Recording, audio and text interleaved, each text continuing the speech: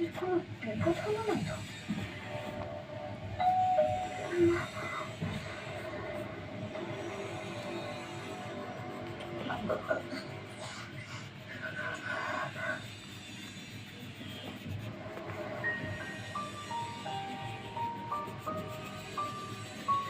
ভুল করেও দরজা খুলবেন না। বাইরে কারোর সঙ্গে দেখা করা যাবে না। কথাটা যেন মাথায় থাকে, তা না হলে কিন্তু। নিশ্চয়ই কোনো গন্ডগোল আছে। একবার বরং পাশের ফ্ল্যাটে গিয়ে জিজ্ঞেস করে। বললা তুমি? এই তো কাকিমা, কখন থেকে আমি বেল বাজাচ্ছি, কেউ দরজা খুলছে না কেন? আর রুচি কোথায়? আমার ফোনটাও ধরছে না। কই একবার দেখি। রুচি তো বাড়িতে নেই। বাড়িতে নেই? কাল রাতে তোর কাকুর শরীর খুব খারাপ হয়েছে, ওই জন্য আজ সকালের ফ্লাইটে রুচি চেন্নাই নিয়ে গেছে কাকুকে। রুচি চেন্নাই গেছে কাকুকে নিয়ে? কাকুর শরীর এতটা খারাপ? কই রুচি তো আমাকে সে কথা কিছু জানায়নি। আসলে এত ঝামেলা চলছে না, ওদের ভুলেই গেছে।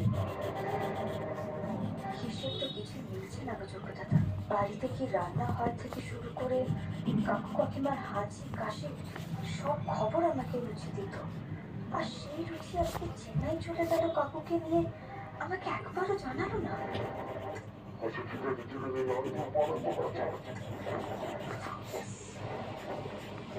নান্টুর পানের দোকান, নান্টুর পানের দোকান এক্ষুনি বর্ণাকে জানাতে হবে। তুই এখন বাড়ি যা মা, আমি রুচির সময় পেলে আমি বলে দেবো তোকে ফোনটা করতে। কাকিমা,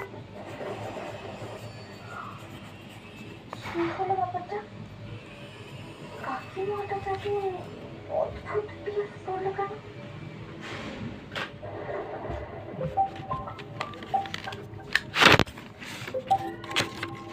হ্যাঁ জানি, বলো।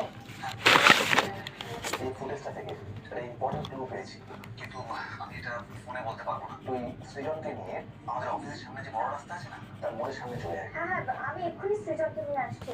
আর অফিসারকেও ডেকে নিচ্ছে, এক্ষুনি আসছি।